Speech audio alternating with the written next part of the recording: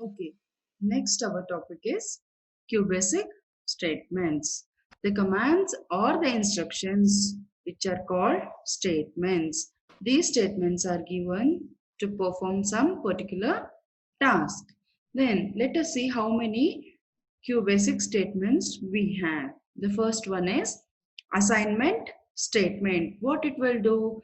The assignment statement will assign a value to the variable during we write the program. Means when we are writing a program, at the same time, say at that time only we will assign a value to the variable. To assign a value we use let command. Okay, so this let is an assignment statement. Next is input statement. This is used to assign a value to the variable during the execution of the program. Okay, for example, if we take A, input A, then when I'm writing a program, I'm not going to assign a value to the variable A. I will assign the value at the time when I execute the program. So for that we call input statement. Next is output statement. You all know that when we are writing a program to get some output, obviously we have to see the output. To see that output, we use the output statements. Example is print. Okay. Now, you all know what is REM statement because I have already explained you. It is a non-executable statement which is written for the user purpose. Okay. Like we should know what we are writing. For that, we are writing this statement. Next is conditional statement. Using this, we check for some condition, and depending upon the condition, if it is true, some execution will happen. If it is false, then some other steps execution will happen. And then what is this looping statement? It is nothing but suppose I want same set of instruction to be repeated for many number of times. So writing for many number of times is time waste, right? So what I will do, I will write those statements only one time and then I will tell them to repeat it for some number of times depending upon the condition. That is called looping statement. I hope it is clear. Next, let us learn about the let statement. Let statement assigns a value to the variable in a program, stores a value in the memory location. You can see the syntax how we will use this let command. Let, and then we will write the variable, and then in front of that we will write either a constant value or a value which will vary or an expression. Okay, so I will show you some examples also. Let a is equal to 50. Here what I'm doing, I'm assigning a constant value to the variable. Now see the second example. Let a is equal to b. What I'm doing, whatever the value of a is there, the same value I'm assigning to the variable b. And in the third example, you can see let $a is equal to computer. Here what I am doing, I am assigning a string variable, a string value to the string variable. Now, next you can see let a is equal to b plus c. Here what I am doing, I am assigning an expression like whatever the sum of b plus c, that value will be saved in the variable a. Okay, so let us see one small example using how to use a let statement.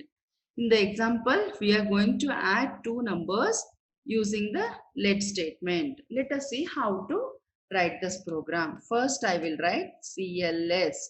Then in the second line, I will write REM program to add two numbers using let statement. Sorry, using let statement.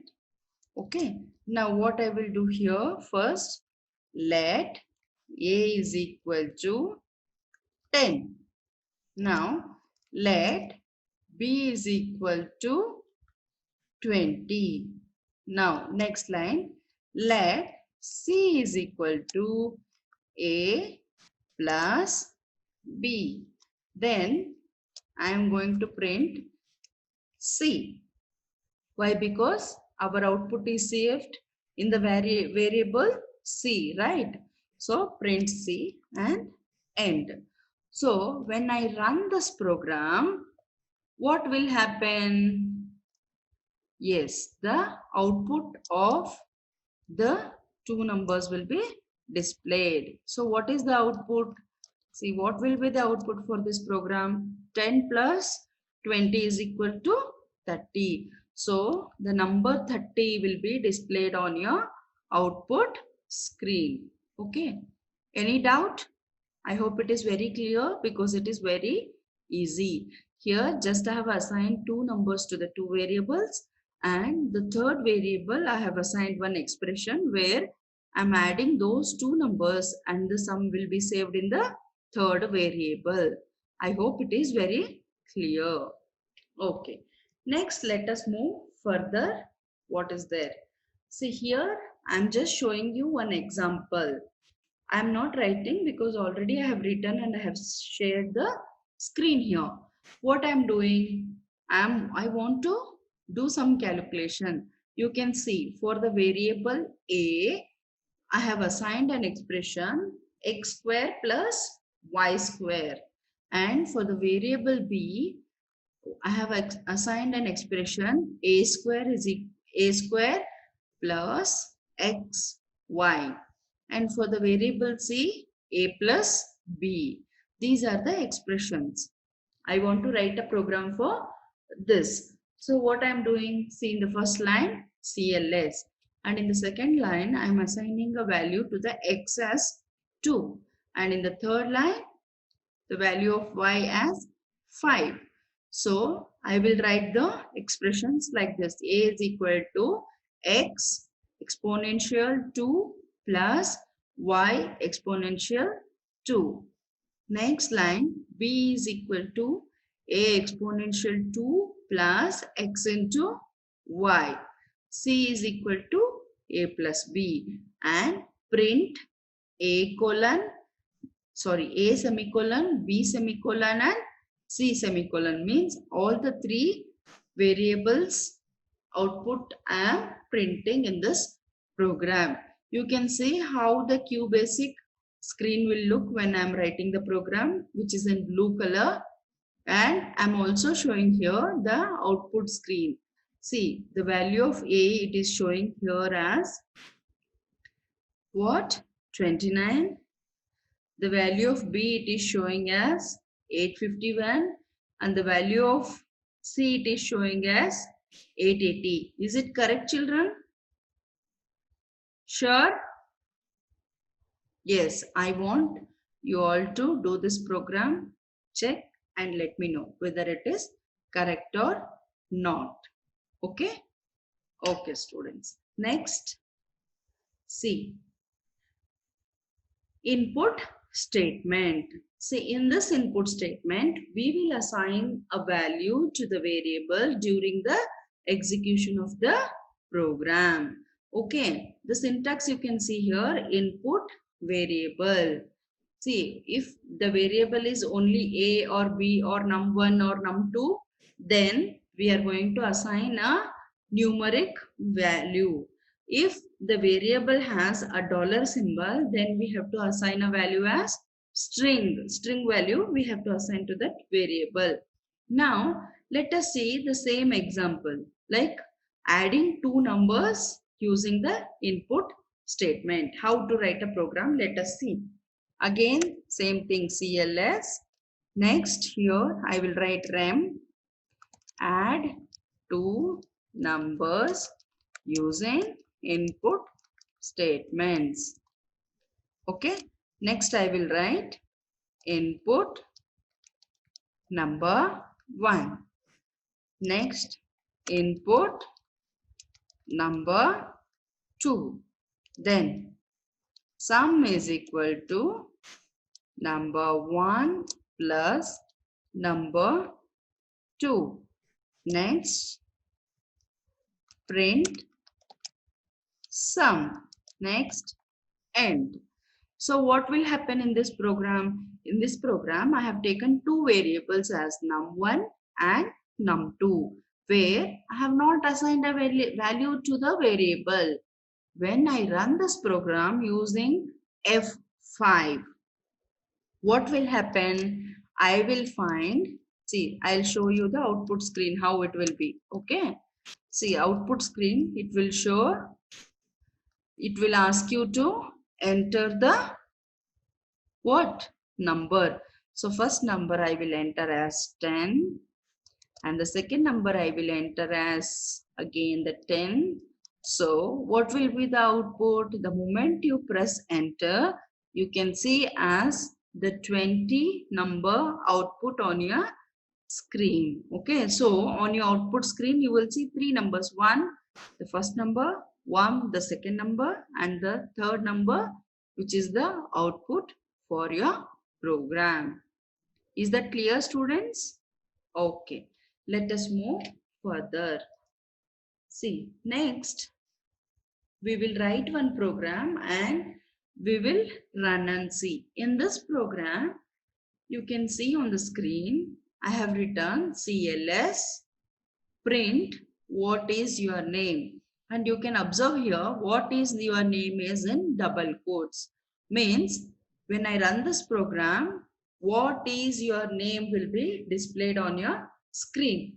And next you can see input name dollar, means it will wait for you to enter your name. Now I will enter some name and press enter. After I pressing enter, again it will display in which standard are you studying. Why? Because that is also written in the double quotes. So it will display as it is. And below that, what is the statement? Input class dollar. Here again it will ask you to enter you are in which class. The moment you enter the data, what will be displayed? What is your school name? Again below that, school dollar is the variable where you have to enter the name of the school. So after that, you can observe what it is, the statement. Print statement. Hi. It is in double quotes. So it will be printed as it is. Then name dollar. So in place of name dollar, what will be printed? The name which I have entered, that will be displayed here. Hi, name dollar is studying in, will be displayed as it is because it is in double quotes. Then class dollar, in this place the value which you have entered for class dollar will be displayed. And then standard and he is from will be displayed as it is because that same thing is written in the double quotes. And then school dollar. So the value which you have entered to the school dollar variable will be displayed in that place. And then end. So let us see how our output screen will look for this program. See, in the first line what it is displaying, as I told you, it is displaying what is your name. And in the example, the user has given as his name as Sachin. Okay. And then you see in which standard are you studying. It is displayed as it is. And the user has entered the value as 6. And next, it is again asking, what is your school name? The user has entered the value as Sri Chaitanya Techno School. Okay, so what is the final output it is showing? Hi, Sachin is studying in 6th standard and he is from Sri Chaitanya School. This is the output it is showing because I have written a program to get this output. I hope children it is very clear. The same program is there in your textbook also. I want each one of you, please go through the textbook, analyze the program, and then only you will understand for what which statement is written and what will happen to that particular statement. All these things you have to analyze. The more you analyze, the better way you can write the programs. I hope it is clear. Now next is output statement. You all know what is output statement. From the beginning of this lesson we are going through this output statement. Suppose if you are printing some string, then you are writing that in double quotes. If you are printing a number, then no need to put the double quotes. You all know this, right? Now let us see one thing here in the example. You can see here, I have written one example program. Let A is equal to 30, let B is equal to 25, let C is equal to A plus B. Here I am assigning a value A plus B value to as a sum value to the variable C. But you can see how I have printed that. Print A, comma, B, comma, then sum is written in the double quotes and then one semicolon and C5. You know what is the difference between this semicolon and comma I have placed here? Yes, that is what we have to learn. A comma is used between two variables while printing to give one tab space. You all know the tab space, right? Once if you press a tab, it leaves some particular gap, right? So to leave that gap, they are using a comma here. You can see the output screen. After the number 30, so much gap is given, that is because of comma. And then 25, that is the value of variable B. Again, some gap is given because comma is there. Next, sum is printed as it is because it is written in the double quotes. After that, you can see I have given a semicolon. Why I have used a semicolon? Because I don't wanted one tab space here. I wanted only one single space, one character space. For that, we have to use this semicolon. If you use semicolon, you can see in the output screen that after sum it has given only one character gap or one single space gap and it has printed the output as 55. Now you all understood, to give one tab we have to use comma, and in the same way to give one single space we have to use semicolon. Now you can see on the screen, my name is Roshan. It is written using one single space. Why? Because you can see the print statement. In the print statement, I have given $, then what I have given? Semicolon, $, semicolon, $C. So what is happening? It is leaving one finger space and it is printing the next word. I hope it is clear. I hope you have understood everything. Now, next is QBasic program. Okay, to display a simple message, good morning, to display the thought, prevention is better than cure. See, this is a lab activity. They are asking you to do this lab activity. So when you come to school, you can practice this, children, or if you have computer at home, if you have QBasic, or you can even install from the internet. Okay, and you can practice all these things. I hope till here whatever we have learned is very, very clear for you all. I want everyone to please go through your textbook, try to analyze the programs and try to find out why, for what reason the statement is written here. Then you will understand clearly. Okay, thank you.